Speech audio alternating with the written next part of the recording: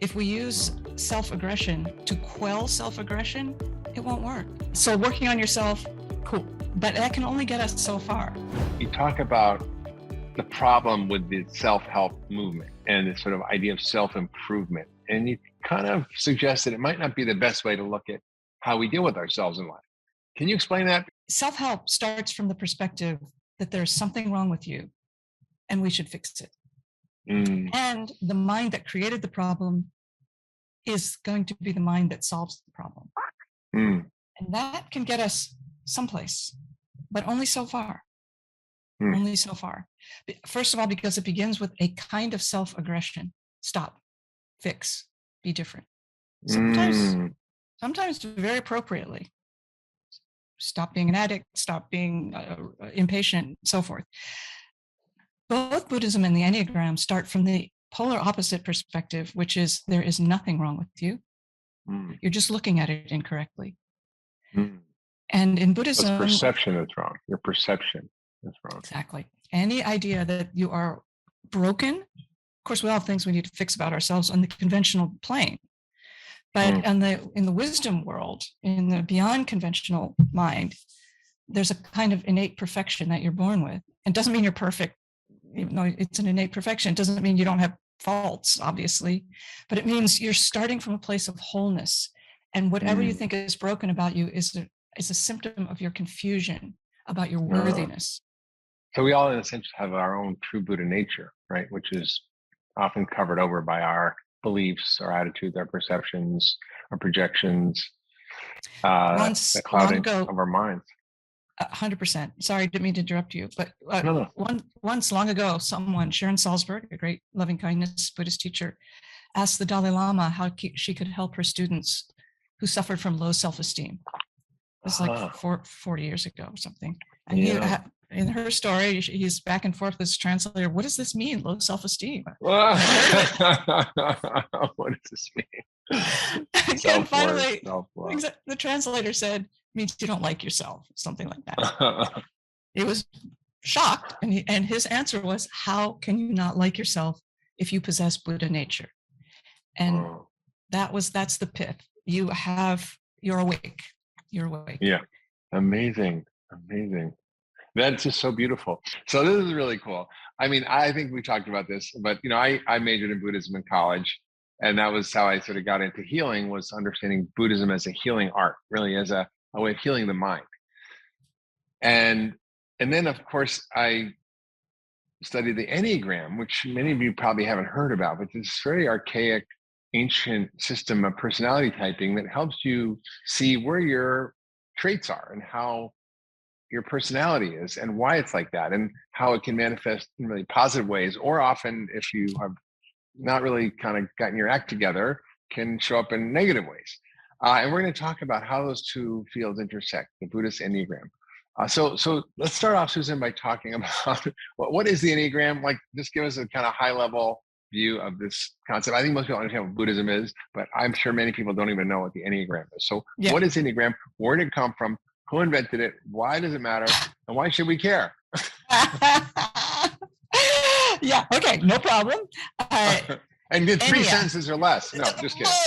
I want it. Ennea, E-N-N-E-A, is the Greek prefix for 9. So Enneagram refers, as you're saying, to 9 personalities, or you could also say 9 ways of being that include your personality, but extend beyond it. So you are more than your personality. You are way more than your causes and conditions. There's some essential quality that you have that can be named and mapped, and it's extraordinarily useful to do so. Where does it come from? Now, that's a whole other story. And the honest answer, the TLDR, is nobody really knows. Nobody knows. Nobody knows. Nobody knows. Was some guy in a cave 4,000 years ago or something? Some guy in a cave like 100 years ago. So here's the answer. I'll try to make it short. The first person known to teach the Enneagram is George Gurdjieff, a Greek Armenian mystic. Yes. Oh my God, you're kidding. Right? Meetings with Remarkable Men. That in our youth, that was like the thing to read. And he's the first person to teach it. And the Meetings with Remarkable Men is actually kind of connected to this. But anyway, he didn't teach it as a system of personality. He taught it as a way of understanding natural cycles. Okay, park that. And fast forward like 40 years, some dude, I don't mean to be cavalier about it, but a Bolivian guy named Oscar Ichazo came up with the Enneagram, like somehow channeled it, was taught it by hidden mystics. Nobody really knows. And he died like 2 years ago. So it would have been possible to find out. Yep. He had a student, and this is coming to the end of my story, named Claudio Naranjo, a Chilean psychiatrist who benefited from Oscar Ichazo's teachings, particularly on the Enneagram. And then he became a professor at UC Berkeley and started teaching the Enneagram to his students. And he said, you can't write this down. We know how that turned out. This can only be orally transmitted because this is so powerful, has such capacity for use and misuse, that you have to be trained in it by a person who actually understands it. Of course, that didn't happen. It turns out that, and Claudio added unbelievably important things to the Enneagram, things that without his additions, I don't think it would be as useful as it is by any means. So it turns out that he was also a Buddhist in the Nyingma tradition of Tibetan Buddhism, like I am, like Dilgo Khyentse Rinpoche, the whole Nyingma tradition, the ancient school of Tibetan Buddhism. So I'm like, oh, I got to meet him and ask him where the Enneagram comes from. Because people say Sufism, people say caves in the Middle East. So I emailed him and said, can I come see you? I'm going to be in Berkeley. And I want to talk about Buddhism and the Enneagram. And he said, okay. And then I bought a plane ticket, Mark, because I was not planning to be in Berkeley. You got to do what you got to do. So I went to his house. He was so thoughtful and charming and open to conversation. And I asked him, why do people think the Enneagram comes from Sufism? Because that was the first notion about origins. And he said, and he may have been BSing me, he said, I told my students that in the 70s so they would shut up. So they would stop asking me where it came from. That's amazing. It is amazing. So that's a few more details, but that's as far as I got. It's incredible. So it's a sort of an ancient map of how we work. And Buddhism is also an ancient map of how the mind works. And so they kind of go together in a way. And I never really thought of them as going together, but until I read your book, I was like, wait a minute, they actually kind of do. And I just this little background. So Susan is an old friend, and her brother, David, is my best friend in the world. We met on top of a mountain in Canada, in the Rockies, backpacking a week from anywhere. And we became best friends. And we've been friends for 44 years. And he actually in college gave me the book Meetings with Remarkable Men by Gurdjieff. So it's kind of funny. Yes. And then the books by Ouspensky, one of his students. So it was really a very very incredible intersection of worlds. So a lot of us live with a sense of discomfort, some level of an uneasiness, and that we're not good enough, that we have to work on improving ourselves. And you talk about how this impacts our relationships, our health, our creativity. So you're kind of inviting us to think differently about looking at helping our lives become better, right? We all want to improve our lives, improve ourselves, our relationships, our contribution to the world. But you kind of suggest that maybe there's a different way of looking at it that could be more helpful than this constant self-flagellation, really, that comes from a place of not enough, right? 100%. Yeah, and I suffer from all of this stuff myself. I'm not saying I'm exempt from it in any way, but wait, I thought you were enlightened. That's why I invited you on the podcast. All right, we can ready to stop right now. Quit. Maybe right after we hang up, I'll become enlightened. I don't know. So working on yourself, cool. But that can only get us so far. And as you say, then we just start working harder and harder and harder. And even when you get somewhere where you want to be, immediately that becomes devalued because you were able to do it. So harder, more, further. So, okay, again, you can work on yourself. That's great. It's important. But the things that we value most, and you just named many of them: love, creativity, wisdom, true insight. These things have one thing in common: they cannot be worked on. They can only be received. And so they arise. No matter how good your plan is, I'm going to get love, or I'm going to be more insightful. It doesn't seem to work that way. What happens when you relax, a space opens up and you see what's already there. So relaxing can be a better way of working on yourself than working more. Amazing, yeah. Because I think you bring up something I hadn't really thought about, which is this whole idea of self-aggression. I think Thoreau talked about nonviolence, right? Civil disobedience as a way of protesting, and that was taken up by Gandhi with his movement to free India, and by Martin Luther King with the civil rights movement. And I met Bernice King, who was his daughter, and we were talking about the problem of obesity in the African American community. And she had a very interesting comment. She said, "No, nonviolence also means nonviolence to yourself." And I was like, wow, okay. And it sort of seems like that's what you're talking about. And the way that we kind of look at our lives often is with a little bit of meanness to ourselves. And a lot. We're not nice. I mean, I often say to people, if you write down your inner dialogue and what you say about yourself every day, and you don't filter it, and you just have a raw rendition of all the stupid things you say to yourself or about your life, or the beliefs you have, like I'm this, I'm that, or I'm never gonna, or I can't, or this one, this and that. And if you just write that down, I mean, you would never say that to a friend. You wouldn't have any friends, right? Totally agree. So so you offer, sort of through Buddhist meditation and the Enneagram, you say there's a way around this self-aggression that has really amazing implications. So tell us more about that, and how do we think about the Enneagram and Buddhism and meditation as a different route around this self-aggression and violence to ourselves? I will do my best, but my mind is exploding with connections and things to say. So if I start, we have time. Okay, good.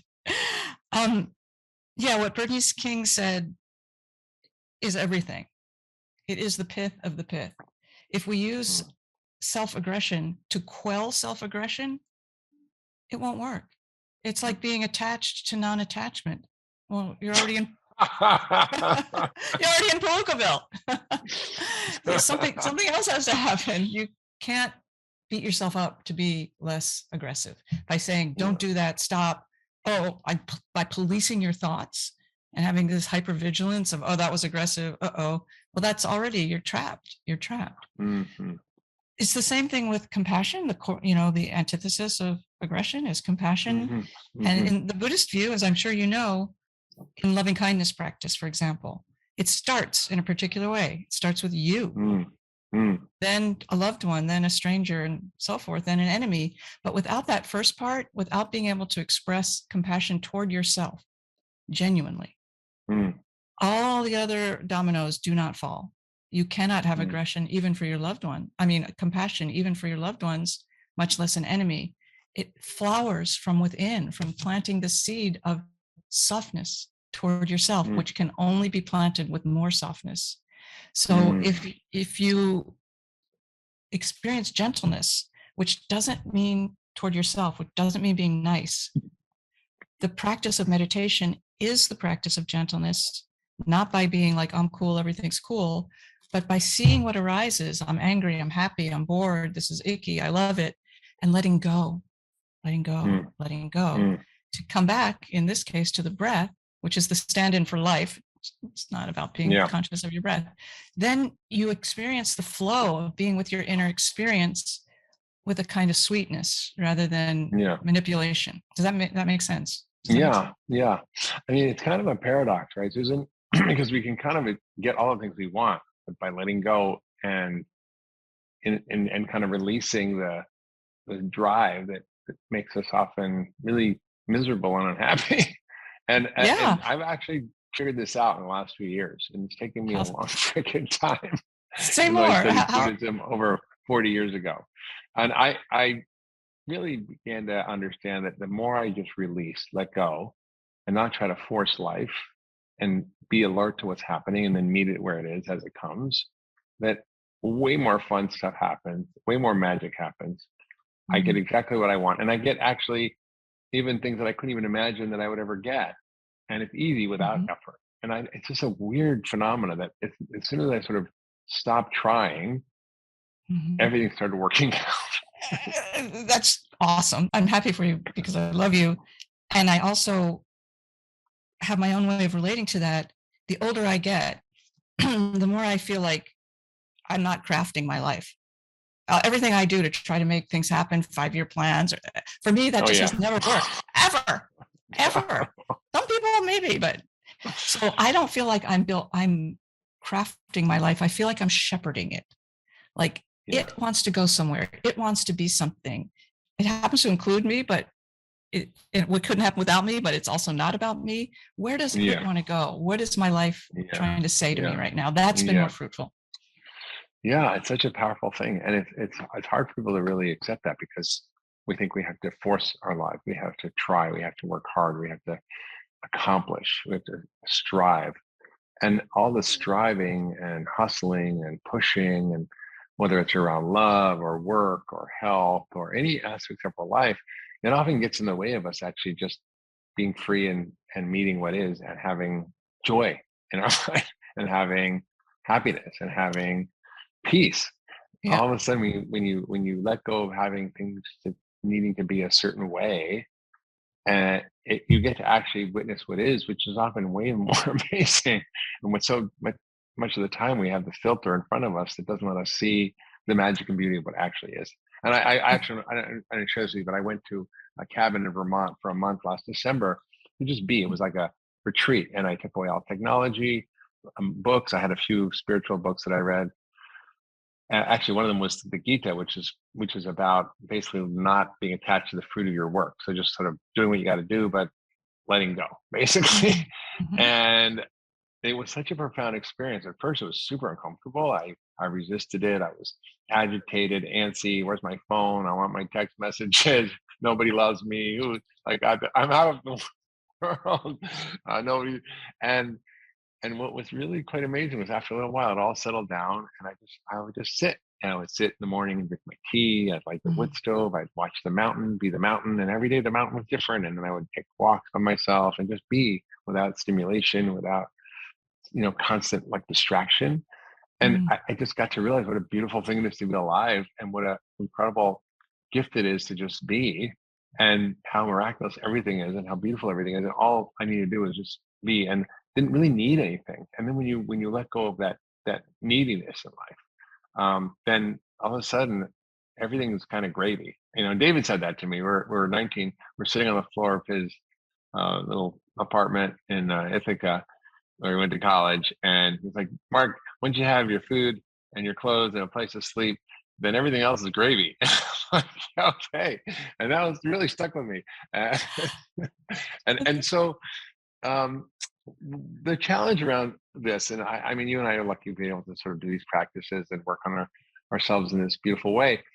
But for many people, and I have found this too, and looking back at my life and a lot of healing I've done over the last year, is things happen to us, traumas happen to us when we're little, and we kind of disconnect in a way from our body and from our experience as a way to manage that, and we whether we turn to drugs or sex or food or workaholism like I did, guilty as charged, then we've got these emotional wounds that we've experienced, and they're in our bodies, in our somatic systems, and it's very hard for us to often kind of break through and heal those things, which are automatic. They're hardwired, and they're very difficult to undo.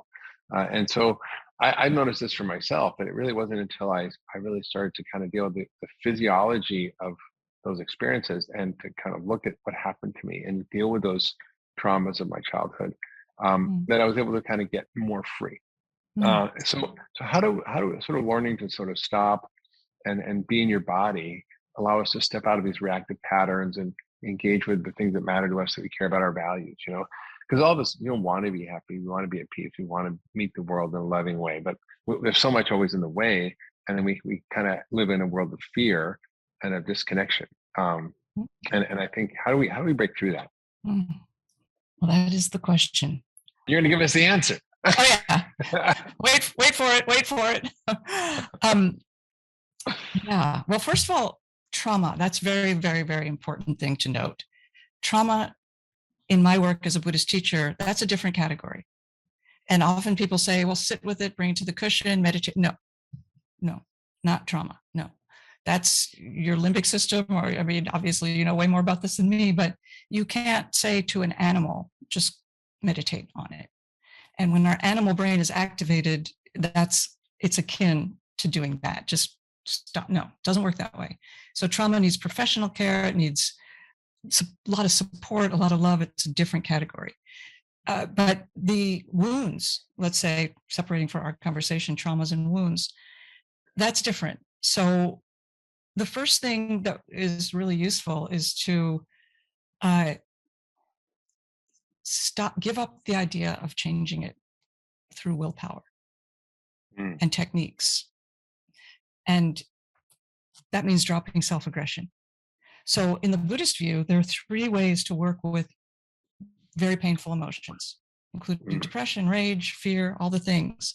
And and they're all good, but they're not all good all the time. So the first one, and the one we mostly hear in spiritual circles, is pacify it. Let go. Just try not to feel it, or, anger obviously is bad for you, so pacify it. It's afflictive. Pacify afflictive emotions. Well, it doesn't seem to work very good. No. Maybe, yeah, occasionally, it's not, if you could do it, it would be great. So it's good advice. The second, so if you have your childhood wound, you can't just say, stop feeling reactive to that wound. The second way is connected to the Mahayana traditions, which says the pain, the sorrow, the suffering, the fear that you feel, okay, yeah, it's afflictive, but if you find a way to meet it, it becomes a bridge of compassion between you and others.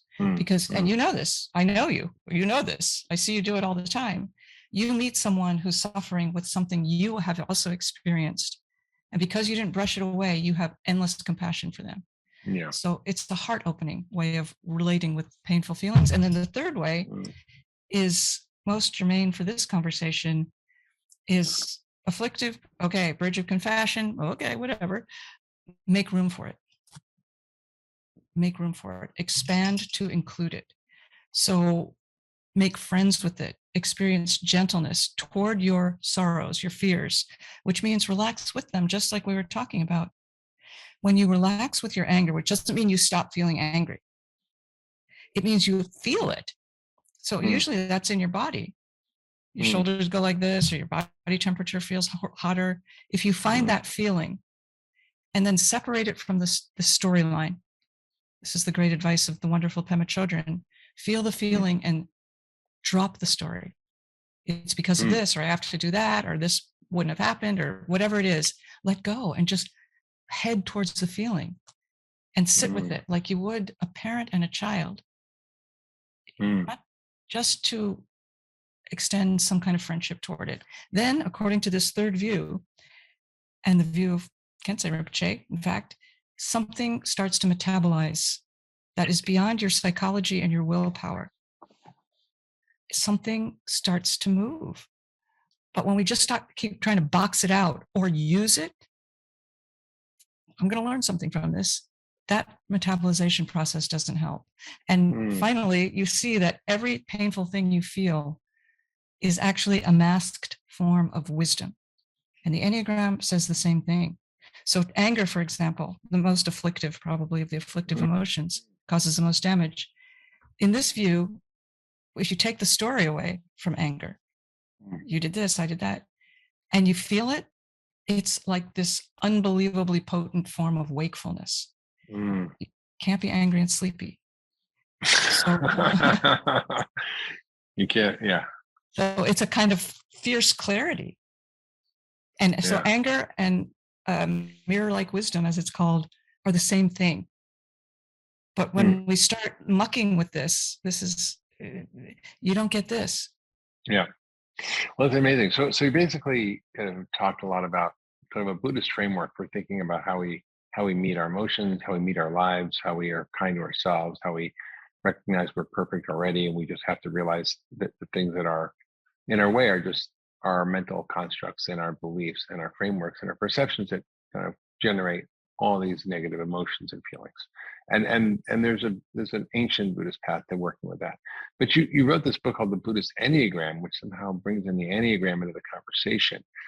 So what do they have to do with each other, and what are the ways in which we can use the Enneagram? What are the types to help us understand ourselves, and how does that complement this sort of ancient Buddhist technology? And I say Buddhist technology because I think a lot of people think of Buddhism as a religion, but it's actually, we've explored outer technology. We've sent people into outer space. We built supercomputers. We can do all these amazing things with technology, and the West has really been expert at that. But in the East, especially in Tibet, they went on the inside. They really explored inner technology, and they are so advanced in understanding how to look at the nature of our mind and the nature of suffering, the nature of how we relate to our world and how to free ourselves. So it's really powerful. So they're really incredible forms of healing. It's not really a religion. So tell us sort of, how do we bring the Enneagram into this conversation around Buddhism? Why should we, and how does it relate, and how do we use it to help free ourselves? Well, first, what you said is absolutely beautiful, and I agree. And we're so lucky in our lifetime to have been exposed to these extraordinary teachings. In the Buddhist path, and then it will relate to the Enneagram in a second, there's tremendous emphasis on compassion and tremendous emphasis on wakefulness, on fierce presence. So yay, those things are great. For me, and I've been studying both Buddhism and the Enneagram for 30 years, side by side, nothing has helped me more to actually discover what is meant by compassion and to remain present than the Enneagram. It is my most potent, skillful means, or upaya in Sanskrit. It is how do you do all these things? That sounds so great and are. Well, the Enneagram is like a roadmap for how to do these things. And also the Enneagram, as like Buddhism, as we just discussed, posits that what you think is worst about you is the gateway to what you think is best about you. So wow. It's value free in the sense that don't do this, only do that. It's in the mud of your difficulty is the lotus of your brilliance. Let's look at that. So tell us about the Enneagram then. What are the 9 types? What do they mean? How do we know what we are? How do we figure out which type we are and how to use that to help us? Yeah. So the Enneagram, 9 types around a circle. And a good place to start in figuring out what are these numbers, how do I find myself, is to note that they're basically divided into 3 groups of 3 by what is called center of intelligence. And we all possess all 3 of these forms of intelligence, but one of them is predominant. 8, 9, and 1 are called the intuitive triad, the people that go through the world on gut instinct. I don't know how I knew it, I just knew it. When things don't go their way, when you're like, let's go, this is right, and things don't go their way, they get angry. Yeah. Truth, we've all known all of these people, and we are these people. 2, 3, and 4 are the emotional triad, the people that go through the world not feeling like, oh, my feelings are so important, although of course they are, but needing to know how one feels about something to know what it is. So if you present this philosophy to me, it's going to be, and this is my triad, so I'm saying me, it will be flat until I discover what I feel about it. Then it will come to life, whether I like it or not. And when things don't go your way, and this is your triad, your emotions go out of whack and you become depressed or hysterical or graspy. This is all very broad, and then 5, 6, and 7 are the mental triad.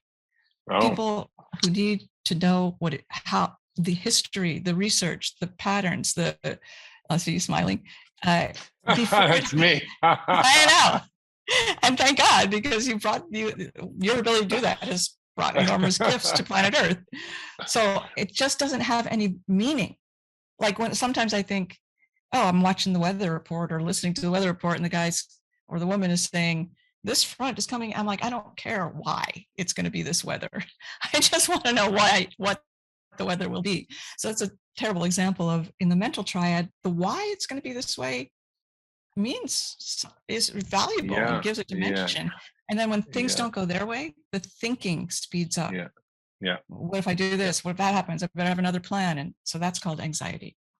So that's one way to start finding yourself, is which center of intelligence is mine. Yeah, but there are also like quizzes, right, that help you identify what type you are. Or no, like questions. You don't like those? No, I don't like those. Could you tell by my face? No, you didn't clearly like them. Yeah, there is no good test for the Enneagram, and that's disappointing, because it would be so great if it was like Myers-Briggs, or it was your birthday like astrology. And some tests like Myers-Briggs or the Colbys, they're good tests. They'll give you an accurate answer. There is no such test for the Enneagram. However, there are many tests. So I suggest first think about your center of intelligence, then take all the tests, all the free tests, all the paid tests, whatever you feel like doing. Take all the free tests. Let's start there and start to see, I think I'm on the emotional triad, and 4 and 5 come up a lot. Well, 4's on the emotional triad, 5's on mental. So let me start with 4. So these are, the tests don't give answers, but they do give data points for you to begin your investigation. That is an inward exploration. So it's kind of hard to find out, but if you think, oh, I took the test and I'm a 2, maybe. Yeah. Keep going though. Keep going. Well, I think I'm a 7, which is like an adventurer, but that's sort of a different way of looking at it through your lens. So the things that I've typically read about it are quite like, they're not so different, but they are a little bit different than the way you present this view with the framework of Buddhism. So can you share a little bit about how that works? Because you're really coming at it from quite a different perspective. Yes, thank you. So let's say you're a 7. We're going with that. So, and I could see that. I could see that for sure. But there's also, if I may say, as someone who really loves you, there's a heart quality in you that is not often in the 7, or it takes a while to uncover. So that's just something to think about. We're not always one fully. We can be a blend, right? No, incorrect. You are always one. Oh, you're always one. Oh. Yeah, you're always one. And that can make people upset. Like, I don't want to be in a box. But you know what? You're already in a box. You made a box already. So and the Enneagram, the numbers are connected by lines. So you can travel the Enneagram. But your origin point is always what it is, 7 or 4. Yeah. It's like you were born in, where were you born? Where? Yeah. Barcelona. Oh, I didn't know that. Yeah. Interesting. Okay. So you're never not going to have been born in Barcelona. True. You can go anywhere you want, but you're always going to have been born there. So each type has what's called a passion, which is bad in the Enneagram. Not that passion is bad, but that's how it's used here. And a virtue. Yeah.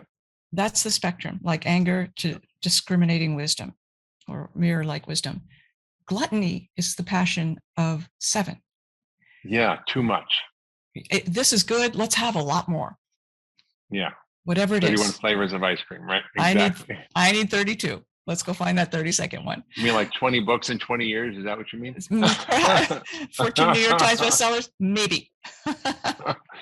God. It's amazing that you've done this, by the way, Mark. It's incredibly inspiring.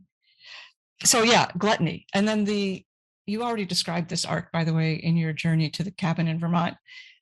Sobriety, which doesn't mean never having fun. It means holding things in perspective and not being driven reflexively by the need for more.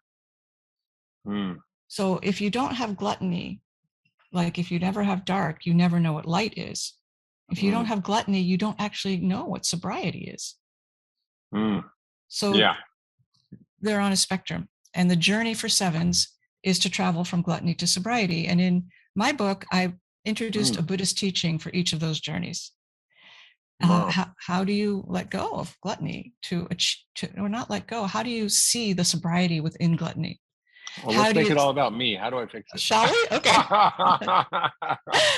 Well, Like, sevens, use me as an example. shall we? Okay. Sevens are able to convey magic. And by magic, I don't mean wizard hats and that kind of thing, but to show a different point of view, to help people move from point A to point B when they've been stuck at point A for a million years through some word, some gesture, some idea, even if you never, they can make magic. Yeah. And they bring joy. Sevens can remind us that there's always a way to be joyful, even under the most dire circumstances, not by ignoring things, but anyway. So in the Tibetan Buddhist world, there are a lot of teachings on magic. How is magic? It's called auspicious coincidence or tendril, tashi tendril. What are the teachings on magic? So sevens have a particular gift for these teachings on tashi tendril or magic. Interesting. And so do all the numbers. There's for my type, the journey is from longing to equanimity. So there's endless teachings in the Buddhist world on equanimity that can help me and other fours understand how to make that journey. So it is for each number. Amazing. The sobriety part sounds kind of boring, but it's not. It's not really boring. Like, what do you mean by that?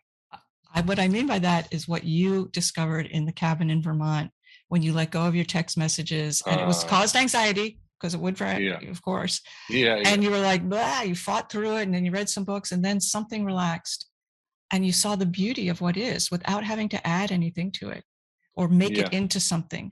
That's what is meant by sobriety. So you could also say presence.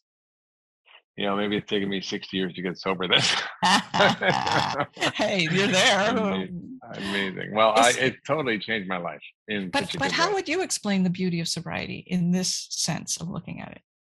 Well, I think for my whole life, I have struggled with that sense of gluttony, like just wanting to be everywhere, do everything, make everything happen, tell the world everything I want to tell them. I mean, just to overdo and overwork. And it took a toll on me. It really did. It took a physical toll, took an emotional toll, and it led to a lot of a wake of destruction in my life that I now can see. And the shift has really been one of like profound relaxation, where I don't have to do anything, be anywhere, go anywhere, and yet I get to go everywhere, do everything, and have everything. So it's like a weird paradox where I'm just gonna see what shows up, and I'm just gonna meet it, and I'm not gonna try to make anything happen that's frictionful, and just let go. And since I've done that, I've been way more effective, way more productive in a way, more impactful in my personal life, in work, in every way. And it's such a weird paradox, because like the less I do, the more happens. It's sort of like the Tao Te Ching, not doing by non-doing. I don't know how to explain that exactly, but it's that idea of Wu Wei, right, which is doing by non-doing. And that's sort of the feeling that I've got. And I think that's for me what sobriety has become, which was I need to stop trying to figure things out. And it's really been powerful. I don't know if it's what everybody needs. It's certainly what I needed. And it really helped me. If that's what sobriety is, that is really not boring. No, it's definitely not boring. That is seriously not boring. Not boring. I'm teasing, but I get it. It's like it's a whole shift. And I think that that's a really interesting way to sort of look at my own life and my own personality and my own automatic tendencies. And I think the Enneagram and the way you use the Enneagram, and obviously we talked about me because, we only like to talk about ourselves. I just wanted to hear your perspective, which was actually very helpful. But for all of the types, for all of us, in the book, the Buddhist Enneagram, there's a map for how we begin to think about ourselves, our lives, our innate traits that aren't necessarily bad or good, but that we can use to learn to take us from suffering to joy and happiness. Right? Absolutely. That's really what it's about. That is 100% what it's about. And Advaita practitioners, non-dual practitioners say the Enneagram is who you are not, but it's who you think you are, but it's not true. So it's very important to find your type, and it can take time. So people should be patient. Start with the centers of intelligence, take all the tests, and then, and if this sounds too complicated and wonky, just ixnay me. There is something in the Enneagram that's extremely important in addition to the centers of intelligence that really helps more than anything to discover your type. And that is what are called the subtypes or instinctual drives. So we all have all three of these drives, just like we have all of the intelligences. And the first instinctual drive, and I'll keep this short, I promise, although it's endlessly fascinating to me, is the drive for self-preservation. Yeah. We're wired. Is this threatening? I don't want to be too cold. I don't want anyone to kill me. I hope I have enough money to live. Just these sorts of things.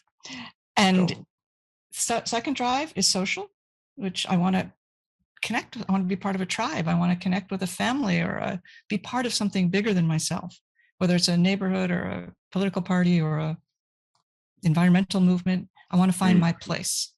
Very important. We're wired for that. And the third drive is the sexual drive, which doesn't just mean I want to have sex with everyone all the time. It means I want to connect. I want to connect with one person, whether it's romantic or friendship or creative connection. And we all have all of those. So just to start, which one is predominant? That will help you find your type. And I'll explain what I mean by that in a second. But if you're a self-preservation subtype person, which I am, I'm a self-preservation 4. If I'm going to a professional gathering, let's say, I've never been to, the first things I and other self-preservation people will think about is, will there be food I can eat? Or what if it's too cold? What am I going to there's too much gluten and dairy? What if there's too much gluten and dairy and I'm lactose intolerant and have celiac, or don't, but I just don't want to eat those things. By the way, I've been keto for like 2 years. It's been life-changing. Amazing. It's been amazing. What am I going to sleep on? How do I get out? If I don't like it, how do I get out? Those are self-preservation concerns. Those are the first things I think about. Social concerns, going to the same gathering, not the same thoughts. How will this room be arranged? Will people be able to see me?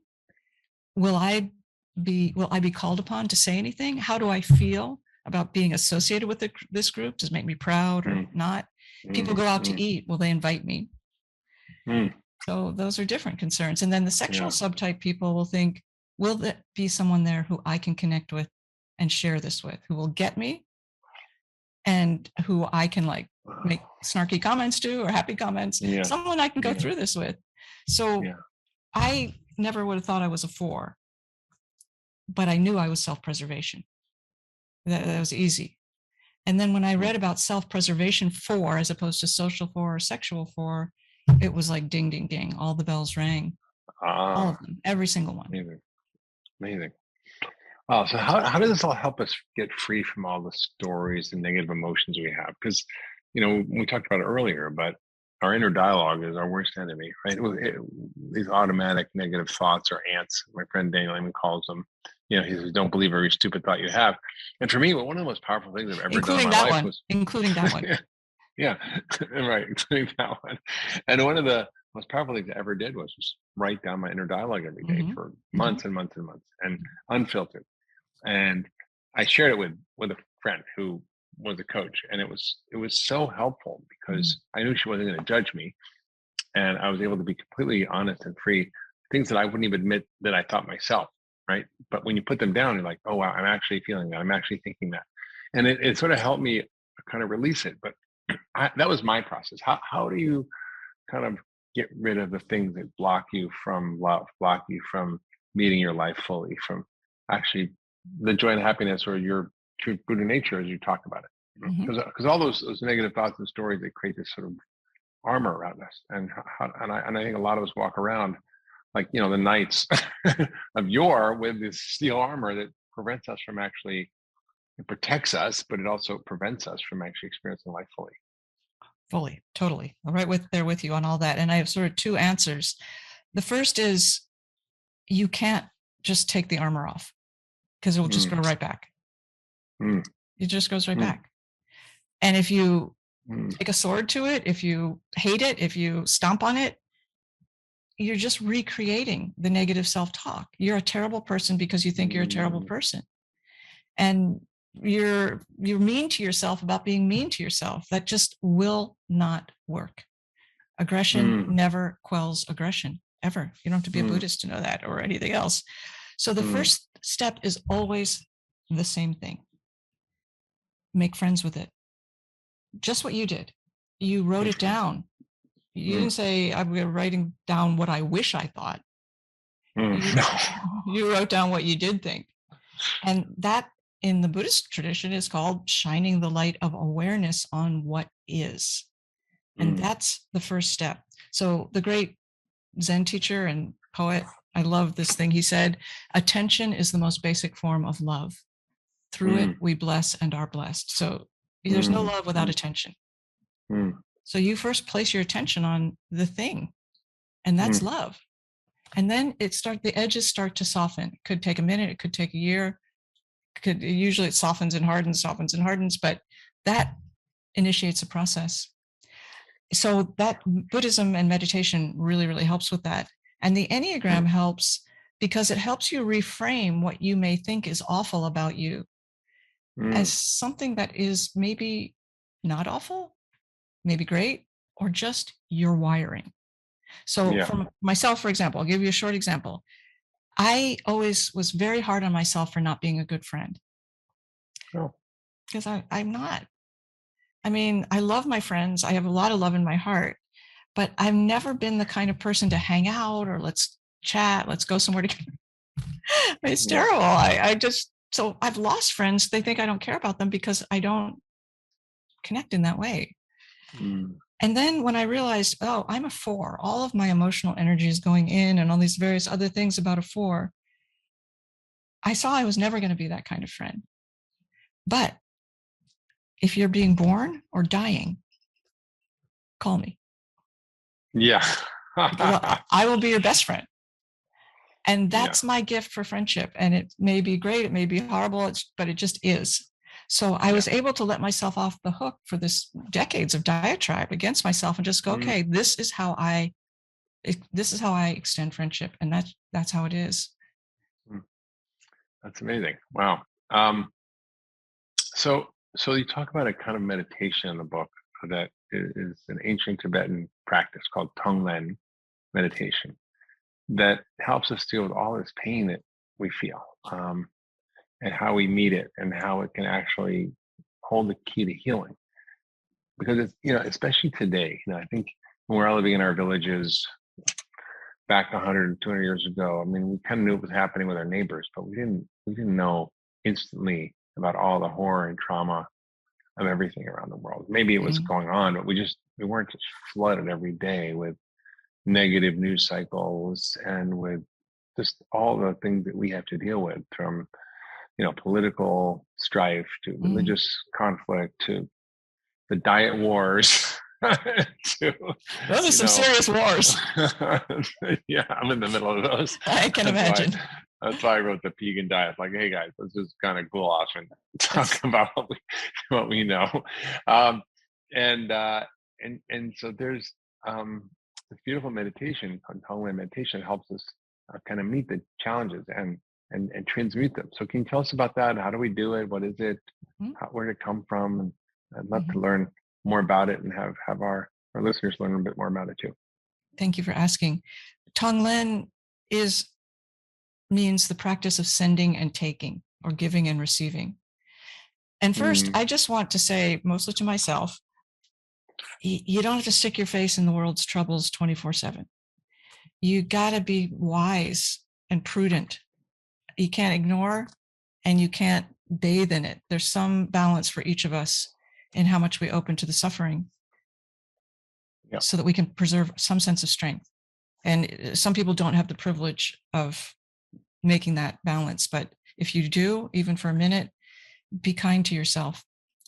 So I find this often, there's so many terrible examples, but when you encounter someone who's suffering, let's say, could be a nation, could be a friend, could be whoever, and you're like overwhelmed with the pain of their pain, the practice of sending and taking, Tonglen says, do the opposite of what you're normally counseled to do, which is breathe in relief and peace and breathe out stress and anxiety.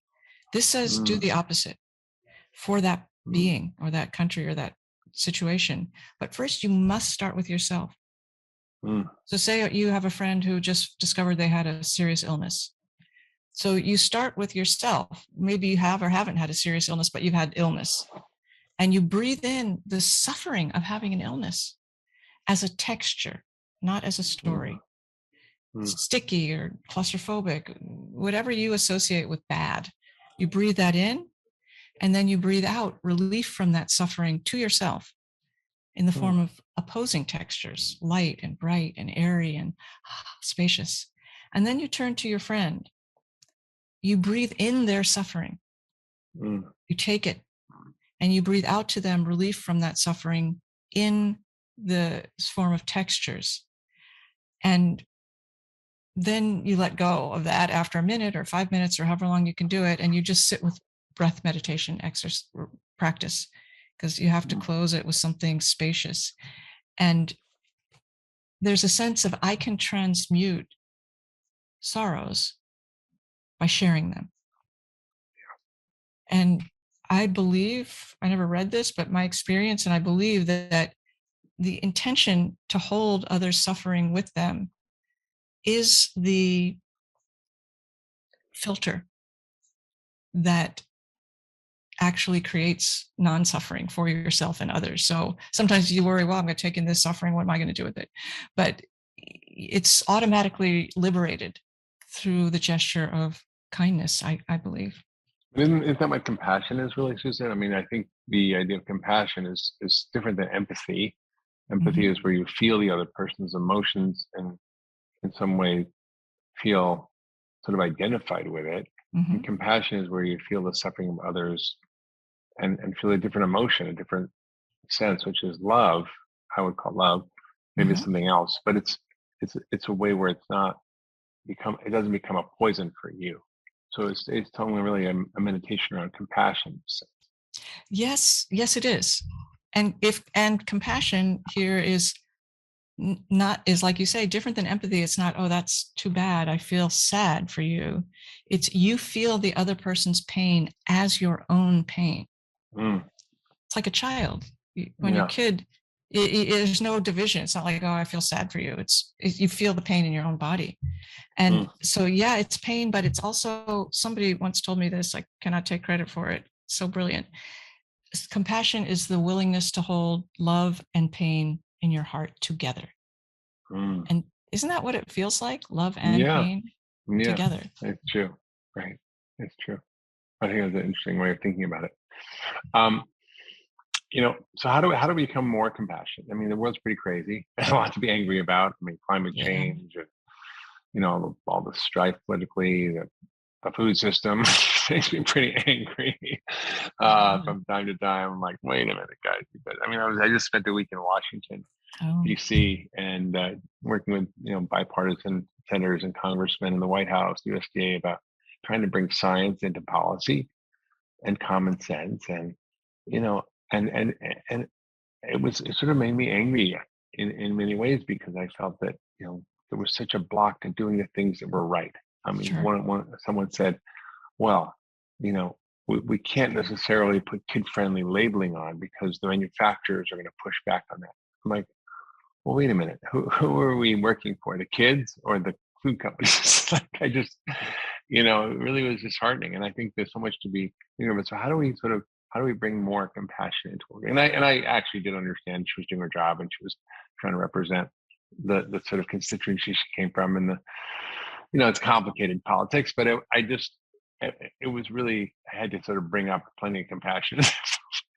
I bet it's like, where are your priorities? Where are the priorities here? Yeah, it's a crazy world. I think we can sum it up by saying it's a crazy world at best and a violent world at worst. So, I don't know, Mark. I don't know. I mean, I can tell you what I try to do, which is practice meditation, which introduces a notice space in my mind, so that when I'm angry, everything solidifies into one point and there's no space. and there's no sense of humor, and there's no possibility. In meditation, I'm not trying to say, yeah, everything's cool, but you just introduce space to your inner environment. So I think a meditation or a meditative practice is important. And I know you emphasize mindset tremendously for, I imagine, the same reasons. And then, and this may sound cheesy, but I always have something to be grateful for. Even if in the worst moments of my life, where I have been totally broke and destitute and sick and injured and hospitalized and all the things. Yeah, I have, yeah. There's still something. You took care of me, or the sun is very, very beautiful today, or it's just I know it sounds cheesy, but if we can direct our minds, not aggressively, because then we've already defeated the whole exercise, but truly, you can be reminded that it's not all one thing. And if you can hold your pains, not just as things that may defeat you and rob your energy, which they certainly can, but as things that open you to the truth of other people's suffering, then you're in the bodhisattva realm. Then you're on the path. And the path, I once asked a teacher why the more I practice, the more I cry. Oh, God. Yeah. I don't think the Dalai Lama is running into his bedroom and throwing himself on his bed sobbing, although maybe he is, I don't know. And you just become more vulnerable with the spiritual practices, not less. That's why it's very important to be careful with trauma, because it amplifies inner states. What he said was, some of the world's greatest practitioners have cried a lot. So that made me think, oh, crying and heartbreak and sorrow and hopelessness, these are part of the practice. These are part of the journey. And we open to meet them rather than try first to get rid of them. We open. And so that's very hard, but very profound. Well, the openness is key. And I think that's why I love your Open Heart Project, which is such a beautiful way of thinking about how to live. I reminded of a story. I was at Cleveland Clinic, and I was having dinner at this restaurant with my colleague, and I had my Cleveland Clinic phone on the table, and it was a restaurant that was focused on hiring ex-convicts, and it was a kind of a 5-star fancy French restaurant. And they would grind the hamburger at your table, and they would do all the fancy stuff, and they were basically teaching ex-cons how to get back in the workforce and be part of life. This guy comes on the table, the waiter, he's like, "Hey," I'm like, "Yeah." He says, "You work for Cleveland Clinic?" I'm like, "Yeah, I do." He says, "Are you a heart surgeon?" And I stopped for a minute, and I thought, I'm like, obviously not a heart surgeon. I said, "Yeah, I'm a heart surgeon. Okay. I open hearts." Oh, Mark. That's awesome. And I was like, that's what it's about, because a lot of us walk around with armor and closed hearts, and it protects us, but it also denies us so much of what's beautiful in life. If you love that last video, you're going to love the next one. Check it out here. So there is some conversation now about the social determinants of health.